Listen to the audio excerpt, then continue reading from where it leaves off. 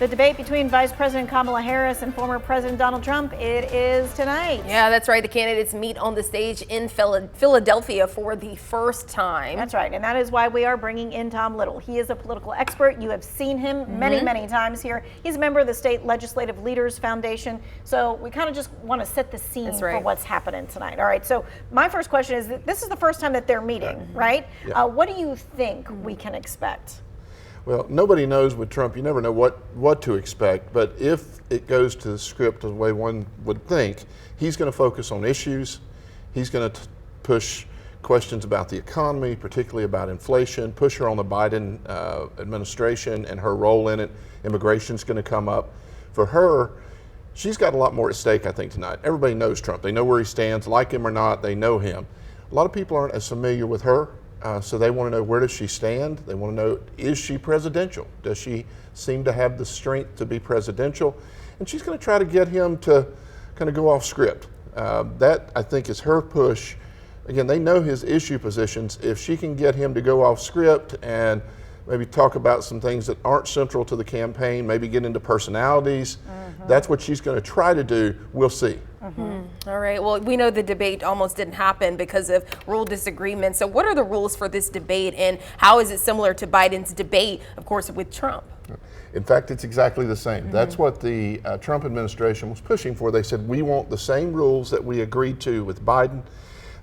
This almost didn't happen, as she said, because she was pushing for open mics so that they could have more of a dialogue, so that whenever you weren't speaking, your mic was still on. She claimed she wanted open dialogue. What she really wanted was to catch him saying some things under his breath, maybe again going off script, seeming to be disrespectful to her. That's what she really was wanting.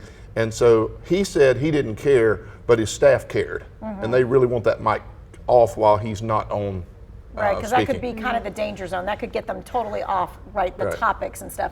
Let's talk about body language, because that's always very interesting, like what they look like. Are they leaning in? What are they doing? What kind of things are they doing with their face? What kind of body language should we be looking for? Well, I don't know if you follow, but one of the interesting things, Trump has said he would not allow any kind of riser because she is significantly shorter than he is. Okay. She says she's 5'2", but she says with heels she's 5'7". He's what, 6'2", 6'3". So body language, if you recall the first Hillary debate, he kind of was menacing and hulking over her. And really that really helped her. I think if he's got any smartest at all, he won't do that this time. Both will try to look respectful. But again, a lot of times in debates, if you put the camera on a person when they're not speaking, you see the eye rolling, you see the shoulder shrugs. I'm going to be looking for those things to see how each candidate is perceived given that body language. Interesting. Yeah, that should definitely be interesting. And we do know that polls show that the vast majority of voters pretty much already know who they are voting for. So how are the candidates going to convince the last on the fence? Yeah, I think, again, this is a much bigger deal for Harris. You know, if you look at the election of 2016, 2020, you look at polling, Trump is around 46, 47%. Even after the assassination attempt, even after the terrible debate by Biden last time, his numbers didn't change. So he's got 47% locked up. She is around there, but she's got much more potential for going up if she can appeal to those central voters.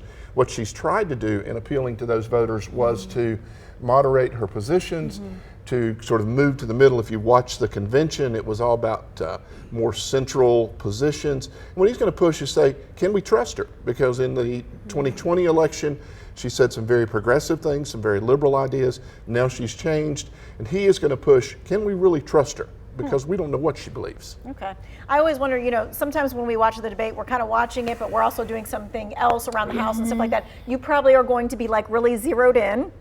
Maybe. Sometimes, to be honest with you, I don't watch it. I read the next morning. I watch the commentary. I read people that I trust. Interesting. Because generally with debates, I get so frustrated because neither of them are directly answering the questions.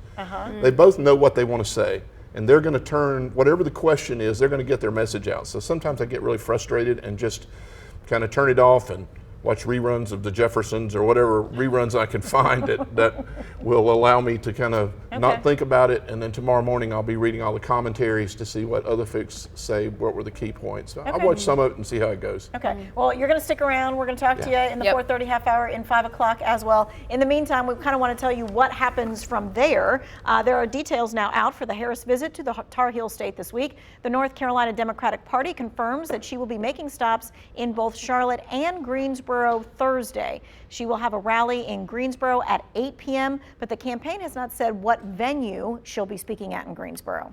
And Harris's visit comes on the heels of former President Trump's visit to Charlotte last Friday. Trump spoke to the National Fraternal Order of Police in a private event. Friday marked the third consecutive election the organization backed Trump. Trump's campaign website says his next campaign event will be in Arizona on Thursday.